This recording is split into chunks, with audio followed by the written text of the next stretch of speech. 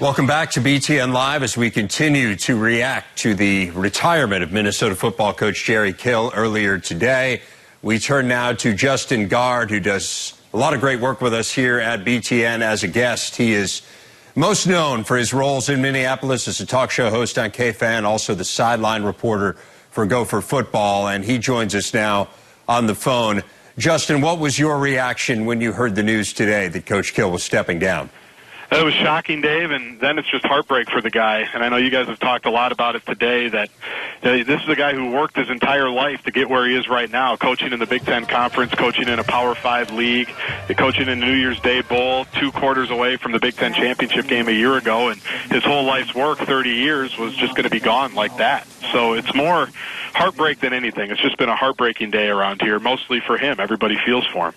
Yeah, no doubt. I mean, it's impossible to watch that news conference and not to have your heart break. Was this completely out of left field for you? I mean, did you sense that there were health issues with Coach Kill? I didn't sense there were health issues necessarily. We thought that he had this thing licked. You know, a couple of years ago, we all remember when he missed the 4 games and he was coaching from the press box. And since then, it seemed like everything was under control. He hadn't had a seizure in a while. It seemed like his medication and his diet and his sleep and everything was working well. He was driving again, which he hadn't been able to do just a couple of years ago. You could definitely tell, though, this year that something was going on. You know, just kind of behind the scenes. There was something, whether it's because they were struggling and he felt like he needed to work a little bit harder or what, but you never think it's this. You never think that it's going to be a sudden retirement. It obviously wasn't a successful season like it was, the last couple of years, but you knew something was there. You just didn't know it was going to be this. What has the response been like in the Twin Cities today? People are down.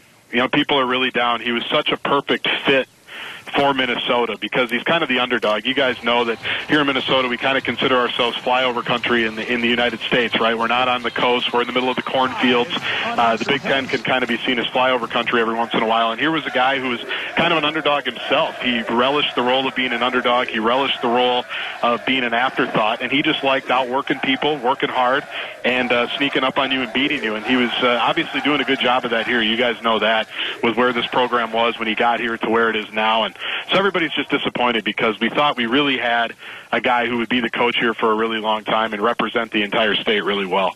I certainly don't want to speak about Coach Kill in the past tense in any way, but we are speaking about his coaching tenure in the past tense. So of that time that you spent around him, what's the thing that will stick with you the most, that will resonate the most when you think about Jerry Kill? Probably just how he appreciated the moment. And I know you guys were replaying the Journey highlights from after they beat Michigan a year ago. It's just interesting that it's Michigan week this week again because so much of this has come. 2 years ago he doesn't make the game in the Big House, and that served as the backdrop for what happened last year in Ann Arbor, Michigan. So it was that's probably it, just holding the jug a year ago, given the backdrop from not being able to be there 2 years ago, and beating Nebraska twice, hitting Floyd of Rosedale, beating Iowa last year at home. And those games weren't flukes. He had built the program up to where they could go in and compete with those teams week in and week out, and that hadn't happened here for a long time.